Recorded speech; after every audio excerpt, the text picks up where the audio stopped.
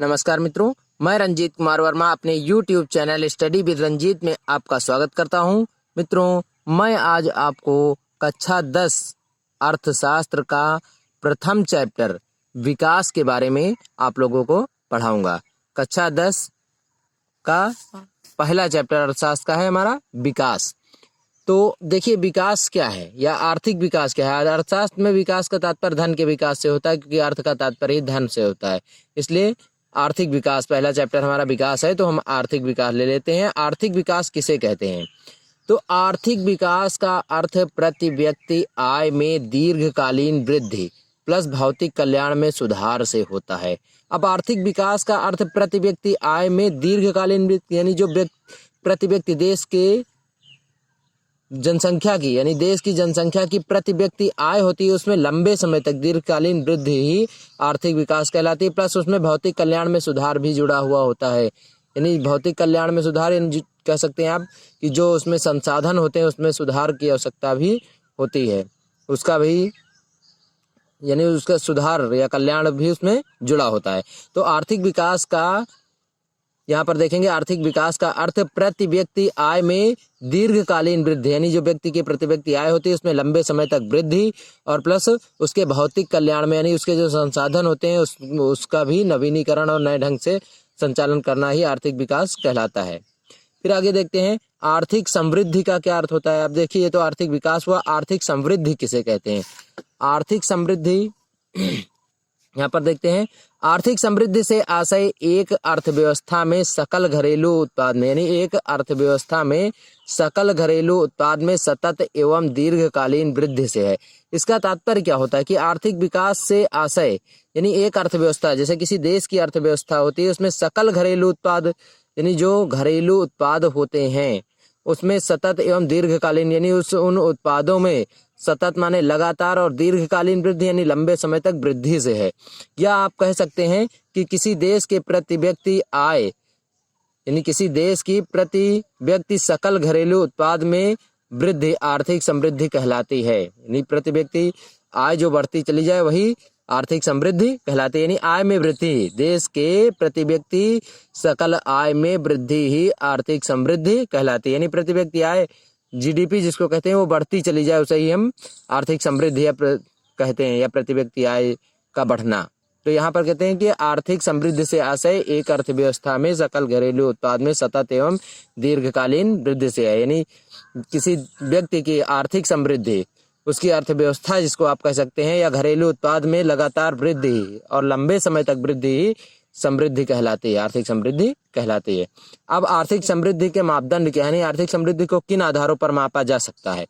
तो आर्थिक समृद्धि को दो आधारों पर, यानी दो आधार पर मापा जा सकता है। एक सकल घरेलू उत्पाद में वृद्धि के आधार पर, सकल घरेलू उत्पाद में वृद्धि के आधार पर। दूसरा प्रति व्यक्ति सकल घरेलू उत्पाद, यानी जो प्रति व्यक्ति सकल घरेलू उत्पाद में वृद्धि के आधार पर।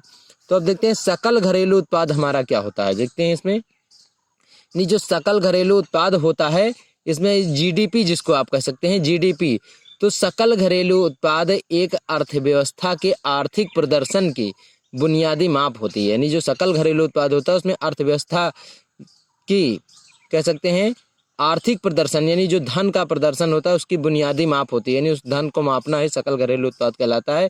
यह एक वर्ष में, यानी ये जो सकल घरेलू उत्पाद होता है, यह एक वर्ष में राष्ट्र की सीमा के भीतर, यानी एक राष्ट्र जो होता है हमारा, मान लीजिए देश है, तो उसकी सीमा के भीतर अंतिम माल और सेवाओं का बाजार मूल्य होता है। यानी जो अंतिम मूल्य, अंतिम वस्तुएं बचती हैं या अंतिम माल जो उसका बचता है, वस्तुएं और सेवाओं का बाजार मूल्य होता है, और जो बाजार मूल्य उसका होता है वही हमारा सकल घरेलू उत्पाद में वृद्धि कहलाता है।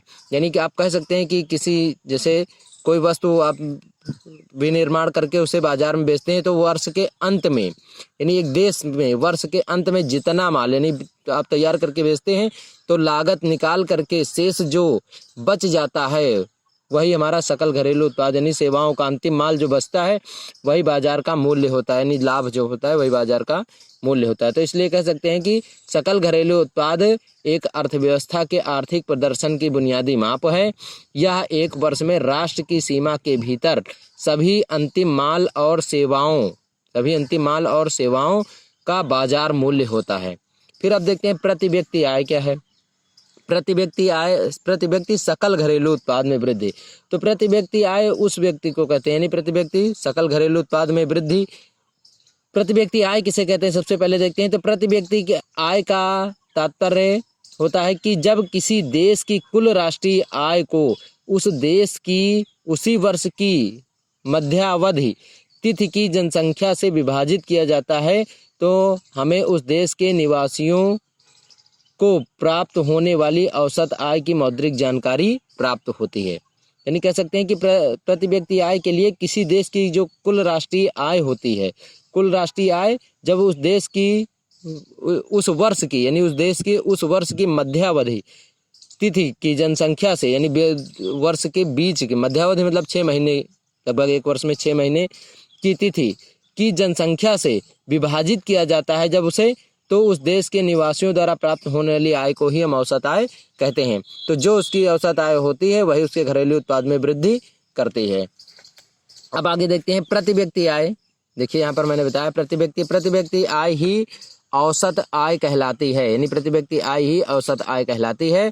राष्ट्रीय आय को जनसंख्या से भाग देने पर प्रति व्यक्ति आय ज्ञात हो जाती है। अभी मैंने बताया राष्ट्रीय आय जो किसी राष्ट्र की आय होती है उसे वहाँ की जनसंख्या से भाग देने पर वहाँ उसकी प्रति व्यक्ति आय ज्ञात हो जाती है। तो उसके लिए एक सूत्र होता है कि प्रति व्यक्ति आय बराबर राष्ट्रीय आय बटे वहाँ की जनसंख्या, यानी राष्ट्रीय आय को जनसंख्या से डिवाइड कर दिया जाता है, बस प्रति व्यक्ति आय निकल आती है। आप कह सकते हैं कि जो प्रति व्यक्ति आय होती है, तो व्यक्ति की जो औसत आय होती है वही उसकी, यानी औसत आमदनी होती है जो एक वर्ष में, वही उसकी प्रति व्यक्ति आय कहलाती है। तो इसको निकालने के लिए राष्ट्रीय आय जितनी व्यक्ति की टोटल आय होती है या जो टोटल आमदनी होती है उसे उस परिवार की जनसंख्या से, या वो कह सकते हैं वहाँ की देश की जनसंख्या से भाग देने पर उसकी व्यक्ति की प्रति व्यक्ति आय ज्ञात हो जाती है। फिर आगे देखते हैं बच्चों, लिखा है आर्थिक क्रियाएं किन्हें कहते हैं। ये तो इतना समझ में आ गया, अगर नहीं आया तो बाद में फिर बता देंगे आपको, कमेंट्स के जरिए पूछ सकते हैं।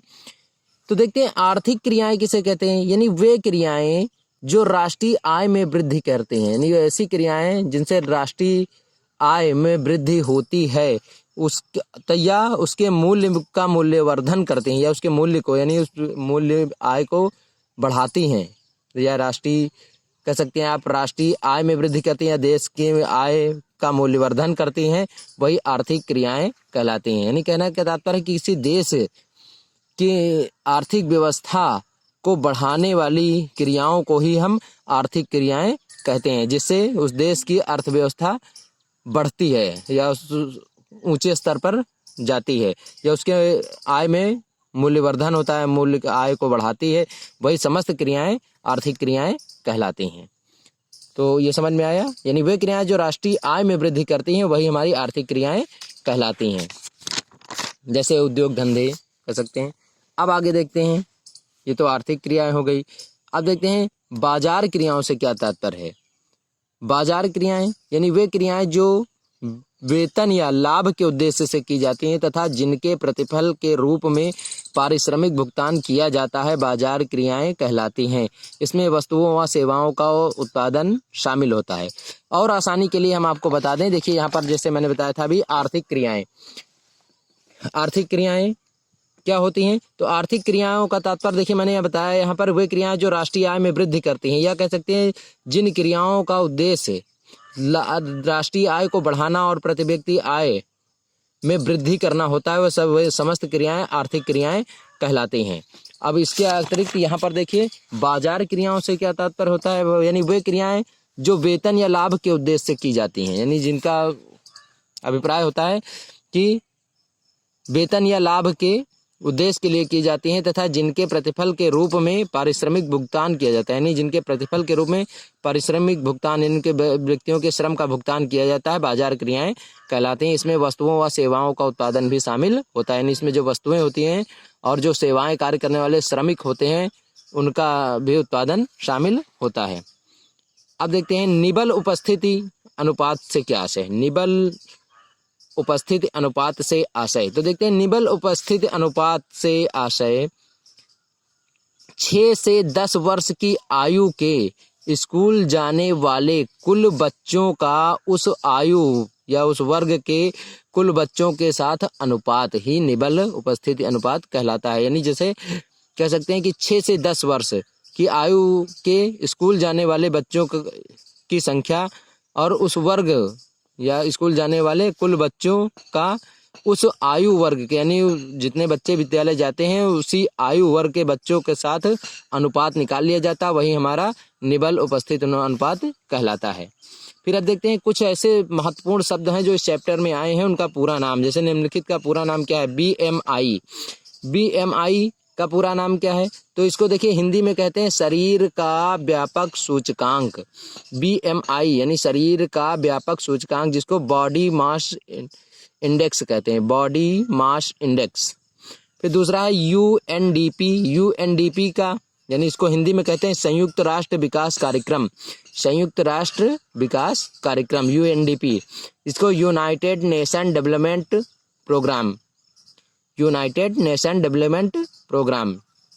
फिर आगे HDR का पूरा नाम क्या है? यानी मानव विकास रिपोर्ट, इसको हिंदी में कहते हैं मानव विकास रिपोर्ट, लेकिन ह्यूमन डेवलपमेंट रिपोर्ट, इंग्लिश में इसे कहते हैं ह्यूमन डेवलपमेंट रिपोर्ट। ये जो महत्वपूर्ण कुछ शब्द दिए गए हैं तो उनका पूरा नाम है। फिर आगे देखिए राष्ट्रीय आय से अभिप्राय क्या होता है? मेरे हिसाब से बच्चों समझ में आ रहा होगा, पर देखिए राष्ट्रीय आय से क्या अभिप्राय है। राष्ट्रीय आय एक वित्तीय वर्ष में उस देश द्वारा उत्पादित सभी वस्तुओं और सेवाओं का कुल मूल्य है। यानी जो राष्ट्रीय आय होती है देश की, तो उस वित्तीय वर्ष में उस देश के द्वारा जो भी उत्पादित वस्तुएं होती हैं और सेवाएं होती हैं, उनका कुल मूल्य ही राष्ट्रीय आय कहलाता है। तो एक देश जो उस वर्ष की विभिन्न वित्तीय गतिविधियां, जिसमें मजदूरी, ब्याज, किराया और मुनाफे के रूप में सभी संसाधनों के लिए किए गए भुगतान शामिल होते हैं, उनसे जितने का लेन देन या मुनाफा होता है वही राष्ट्रीय आय कहलाती है। यानी इसका तात्पर्य होता है कि किसी देश की जो संपूर्ण वित्तीय वर्ष की जो आय होती है, वित्तीय वर्ष की आय होती है, उसमें सभी प्रकार की वस्तुओं और सेवाओं का मूल्य सम्मिलित होता है। जो भी देश की वस्तुएं होती हैं या सेवाएं होती हैं, उनका भी मूल्य सम्मिलित होता है। तो देश को उस वर्ष यानी उस वर्ष की वित्तीय गतिविधियां, जिसमें मजदूरी, ब्याज, किराया और मुनाफे के रूप में सभी संसाधनों के लिए किए गए भुगतान शामिल होते हैं, और जितने का लेन देन तथा मुनाफा होता है, यानी जिन वस्तुओं किसी वस्तु को खरीदने में जितने का लेन देन होता है, उससे जो मुनाफा होता है वही लाभ ही राष्ट्रीय आय कहलाती है। यानी कहने का तात्पर्य किसी वस्तुओं का, सेवाओं का यदि को क्रय किया जाता है, उसके बाद में या किसी वस्तु का क्रय किया जाता है, फिर उसे लाकर बाजार में उसमें संशोधन करके उसे बेचा जाता है, तो उसे बेचने से जो लाभ प्राप्त होता है वह लाभ ही राष्ट्रीय आय कहलाती है देश की। फिर आप देखते हैं सकल राष्ट्रीय उत्पाद एवं शुद्ध राष्ट्रीय उत्पाद क्या है। देखते हैं सकल राष्ट्रीय उत्पाद और शुद्ध राष्ट्रीय उत्पाद। सकल राष्ट्रीय उत्पाद जिसको GNP कहते हैं,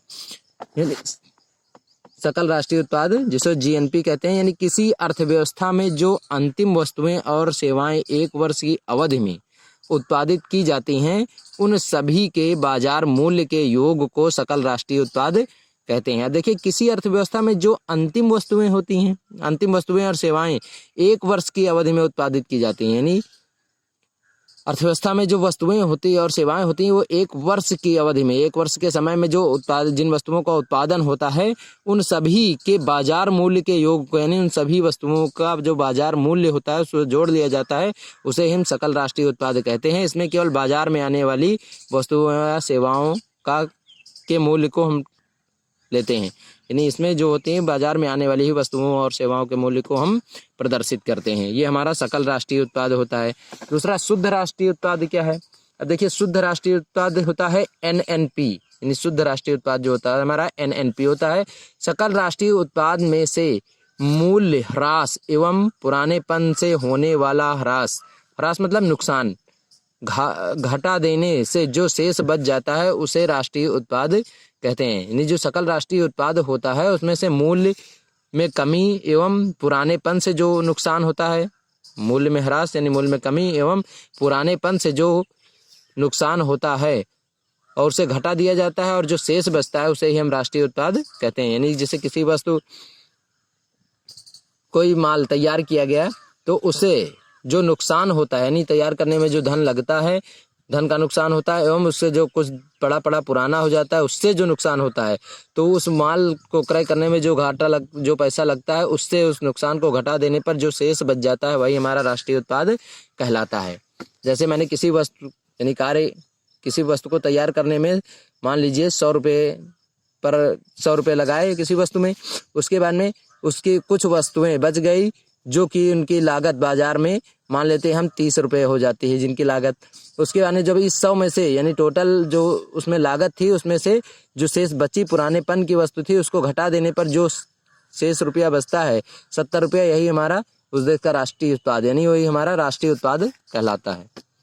फिर अब देखिए सकल घरेलू उत्पाद की अवधारणा क्या होती है। सकल घरेलू उत्पाद यानी जीडीपी जिसको कहते हैं, तो किसी देश में एक वर्ष की अवधि में जिन वस्तुओं एवं सेवाओं का उत्पादन किया जाता है उनके मौद्रिक मूल्य को ही घरेलू उत्पाद कहते हैं। अभी मैंने पीछे आगे बताया है कि किसी देश में एक वर्ष की अवधि में, यानी कि कोई भी देश आप ले सकते हैं, जीडीपी यानी देश की आर्थिक व्यवस्था में सुधार है जो करते हैं, तो जीडीपी, तो किसी देश में एक वर्ष की अवधि में जिन वस्तुओं या सेवाओं का उत्पादन किया जाता है उनके मौद्रिक मूल्य यानी जो उनका मौद्रिक मूल्य होता है वस्तुओं के सेवाओं में जो मूल्य लगता है उसे ही हम सकल घरेलू उत्पाद कहते हैं।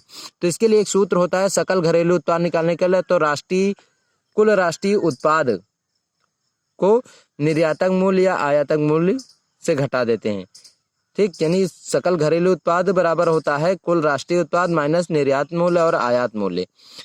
फिर शुद्ध घरेलू उत्पाद एनडीपी किसे कहते हैं, तो सकल घरेलू उत्पाद की बात हुई। और शुद्ध घरेलू उत्पाद किसे कहते हैं, तो एक देश में एक वर्ष की अवधि में देश के अपने ही साधनों द्वारा उत्पादित की गई वस्तुओं के मौद्रिक मूल्य में से यदि व्यय घटा दिया जाता है तो जो शेष बचता है उसे शुद्ध घरेलू उत्पाद कहते हैं। यहाँ देखिए, यानी एक देश के एक ही वर्ष की अवधि में, एक देश में कोई देश ले लेते हैं, उसमें एक ही वर्ष की अवधि में देश के अपने ही साधनों द्वारा यानी जो देश के संसाधन होते हैं उनके द्वारा ही उत्पादित की गई वस्तुएं यानी जो वस्तुएं उत्पादन की जाती हैं उनके मौद्रिक मूल्य में से यदि व्यय घटा दिया जाए, यानी जो मौद्रिक मूल्य उनका होता है बेचकर प्राप्त होता है उससे से यदि उसमें जो लगा है वो धन घटा दिया जाता है तो शेष जो बचता है उसे ही शुद्ध घरेलू उत्पाद कहते हैं।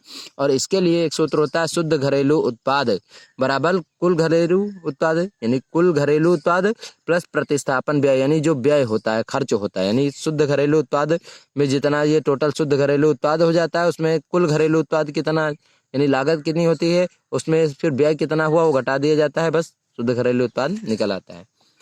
अब देखते हैं बच्चों, अगला पॉइंट हमारा आता है धारणीय विकास किसे कहते हैं। तो देखिए धारणीय विकास क्या है। धारणीय विकास की वह प्रक्रिया है जो पर्यावरण के को क्षति पहुंचाए बिना संसाधनों की भावी पीढ़ी के लिए आपूर्ति को व्यय किए बिना वर्तमान पीढ़ी की आवश्यकताओं को पूरा करती है। ठीक, तो यहाँ पर देखते हैं धारणीय विकास की वह प्रक्रिया होती है जो विकास को क्षति पहुंचाए बिना, यानी जो पर्यावरण होता है। देखिए धारणीय विकास की वह प्रक्रिया होती है जो पर्यावरण को नुकसान पहुंचाए यानी क्षति पहुंचाए बिना संसाधनों की भावी पीढ़ी के लिए आपूर्ति को व्यय किए बिना वर्तमान पीढ़ी की आवश्यकताओं को पूरा करती है, वही हमारी धारणीय विकास प्रक्रिया कहलाती है। अब देखिए धारणीय विकास की रणनीतियाँ क्या होती हैं। धारणीय विकास की रणनीतियाँ, तो यहाँ पर धारणीय विकास को बढ़ाने के लिए कुछ रणनीतियाँ अपनाई जाती हैं, वो कौन कौन सी होती हैं। संसाधनों पर देखिए रणनीतियाँ हैं। पहला है हमारा संसाधनों पर बढ़ते दबाव को कम करने के लिए जनसंख्या वृद्धि पर नियंत्रण। सबसे पहले देश के संसाधन यानी जनसंख्या तीव्र गति से बढ़ रही है, इसलिए वहाँ के संसाधनों पर दबाव अधिक पड़ रहा है। इस दबाव को कम करने के लिए जनसंख्या वृद्धि पर नियंत्रण करना चाहिए। जैसे कह सकते हैं आप बड़े बड़े शहरों में जाते हैं, आप कहीं ट्रेन पर या रेलवे स्टेशन पर खड़े होते हैं तो वहाँ पर ट्रैफिक अधिक हो जाता है जिसके कारण आपको आसानी से परिवहन की सुविधाएं उपलब्ध नहीं हो पाती। किंतु जब जनसंख्या कम होगी तो आपको परिवहन जल्दी उपलब्ध हो जाएगा। तो इससे यानी धारणीय विकास की जो रणनीतियाँ होती हैं, तो धारणीय विकास को बढ़ाने के लिए कौन कौन सी रणनीतियाँ, संसाधनों पर बढ़ते दबाव को कम करने के लिए जनसंख्या वृद्धि पर नियंत्रण। दूसरा है संसाधनों की भावी पीढ़ी के लिए सुरक्षित रखने हेतु ऊर्जा स्रोतों का उपयोग, यानी जो हमारे संसाधन हैं उनको हमारी अगली आने वाली पीढ़ी के लिए सुरक्षित रखने हेतु ऊर्जा स्रोतों का उपयोग करना चाहिए। फिर तीसरा है वायु प्रदूषण रोकने के लिए सार्वजनिक वाहन प्रणाली को विकसित किया जाए, सार्वजनिक वाहन प्रणाली को विकसित किया जाए और उसमें प्रदूषण न फैलाने वाली ऊर्जा का प्रयोग किया जाए, जैसे हमारी ग्रीन गैस आती है, सीएनजी जिसको कहते हैं। फिर आगे देखते हैं, चौथा है वनों की कटाई पर रोक, यानी जो वनों की अंधाधुंध कटाई हो रही है उस पर रोक लगाई जाए। तो ये होता है धारणीय विकास की रणनीतियाँ। तो यहाँ तक बच्चों ये चैप्टर समझ में आया नहीं, इसके लिए कमेंट्स के द्वारा हमें ज़रूर बताएं। उसके बाद में इसका शेष चैप्टर जो आगे का है वो हमारे अगले वीडियो में आप तक पहुँच जाएगा। इसके लिए आपने यदि अभी तक हमारे चैनल को सब्सक्राइब नहीं किया है तो कर लीजिए, जिससे हमारे संपूर्ण वीडियो आप तक आसानी से पहुंच सके। धन्यवाद।